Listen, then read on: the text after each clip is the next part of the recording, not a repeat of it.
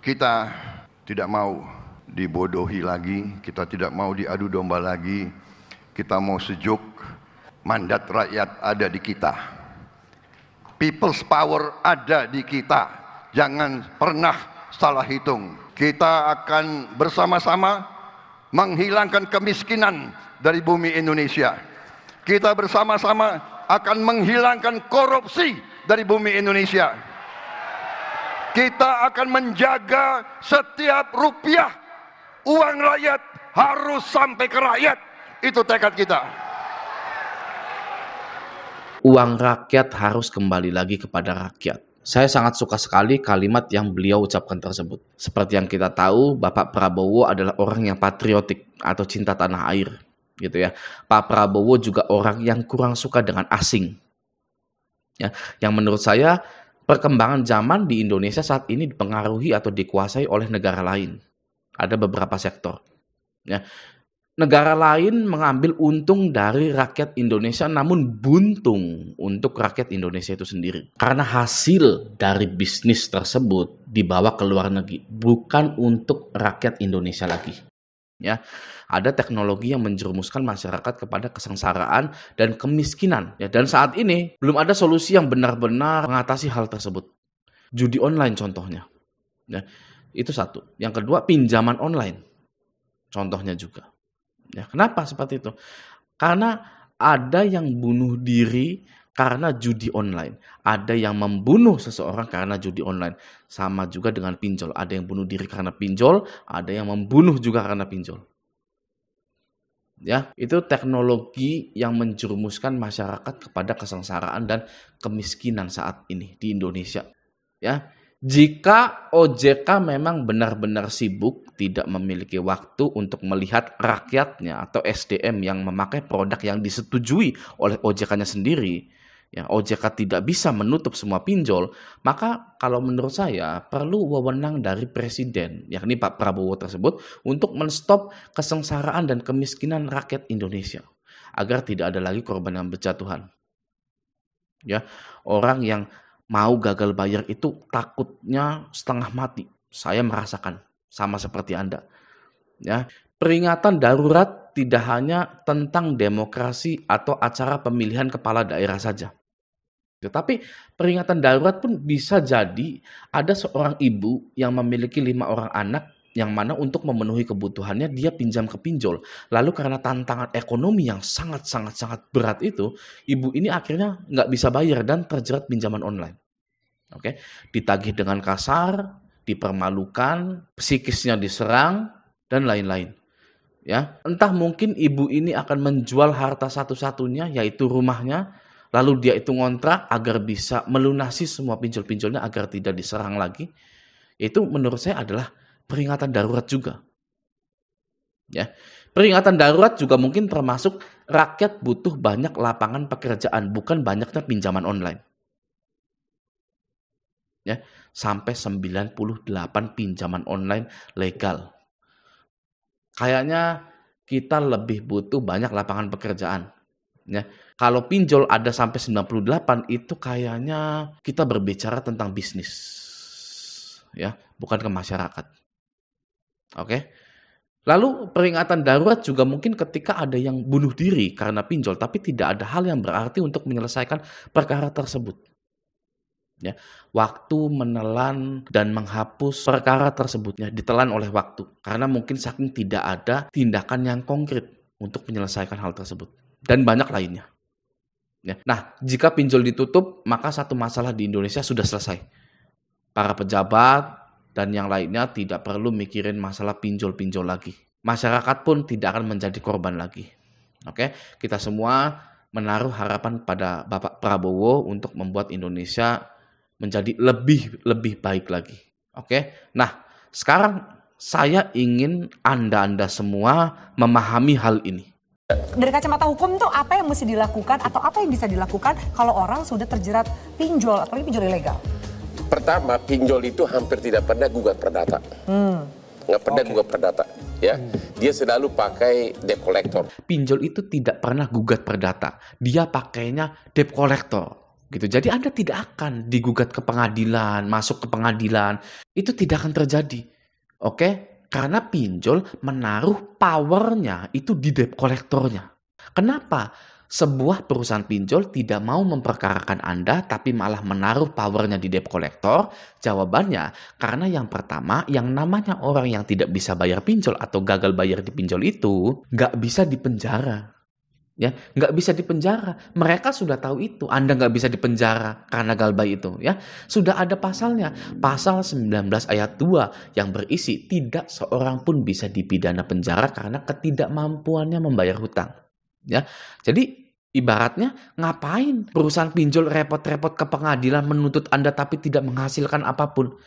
Gitu ya. Maka dari itu pinjol lebih condong ke penagihannya yang ekstrim. Jadi bagi yang sudah nggak mampu bayar, yang sudah gagal bayar juga, ya sudah. Jangan memaksakan diri untuk bayar. Stop takutnya. Ya. Stop takut. Oke? Jika Anda memaksakan diri untuk bayar, nanti yang ada malah petaka. Oke, ini kan sudah jelas kalau pinjol itu tidak memenjarakan Anda, itu sudah fix ya. Nah, masalah DC pinjol yang ekstrim menagihnya itu sebenarnya mudah ya, gampang. Itu tergantung dari kitanya ya. Kalau kitanya terus meladeni penagihan WhatsApp mereka, ya itu bisa berbahaya mungkin. Ya, bisa mempengaruhi mental Anda. Oke, tapi kalau kita stop baca penagihan, ganti nomor telepon, ganti WA, ya sudah tenang. Ya, galbay di pinjol itu tidak masalah sama sekali. Gitu. Oke. Nah, kita lanjut ya. Cuma masalahnya kewenangan penyidikannya sudah beralih dari kepolisian ke OJK. Dan bayangkan itu, jadi dengan berlakunya Undang-Undang P2SK yang baru ini sebenarnya sudah seolah-olah sudah ada dua Kapolri Satu Kapolri yang biasa di polisian, satu lagi di OJK. Untuk bidang sektor jasa keuangan bosnya adalah pimpinan OJK. Nah, itu saya reaction lagi ya. Jadi kata Pak Hotman Paris ini, semua perihal tentang pinjol itu ditangani oleh OJK, bukan oleh kepolisian lagi. Nah, bagi yang galbay, Anda nggak akan berurusan dengan polisi. Ya, kan kita kan selalu takut gitu ya. Kalau galbay akan berurusan dengan hukum pidana, polisi dan lain-lain gitu. Nah, di sini Bapak Hotman Paris bilang semua perihal tentang fintech atau tentang keuangan yang dibawahi oleh OJK itu ditangani oleh OJK bukan oleh kepolisian lagi.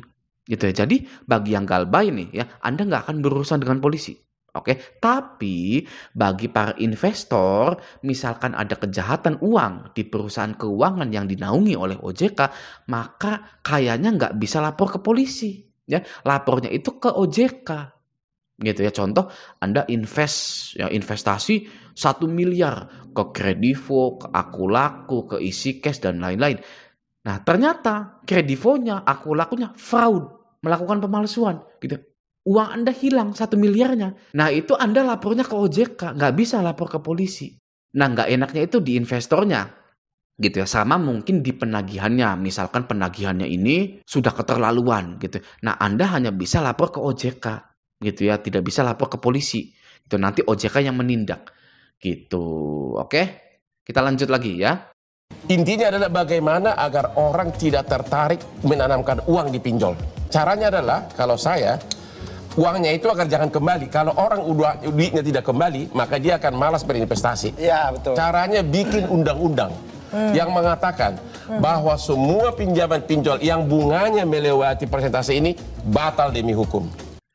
Nah, itu saya reaction lagi ya. Tadi kata Pak Hotman Paris, bagaimana caranya mengurangi laju bisnis pinjol, yaitu dengan cara mengurangi minat investor menaruh uang ke pinjol tersebut. Gitu ya, dengan cara dibuatnya undang-undang yang berisi jika pinjol tersebut menerapkan bunga yang tinggi maka semuanya batal, mulai dari hutangnya tidak sah, uang investornya pun tidak akan kembali karena semuanya batal gitu ya. Nah, sebenarnya saya pun Raja Galbay ini sudah bilang beberapa kali cara menghancurkan pinjol, salah satunya itu dengan cara kompak gagal bayar agar uang investor itu tidak kembali gitu. Oke, kita lanjut dulu.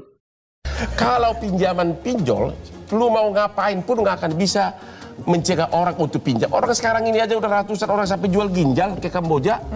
Ratusan orang jual ginjal ke Kamboja. Jadi nggak akan bisa cegah. Nah, tadi kata Pak Hotman Paris yang namanya pinjol itu nggak bisa di stop.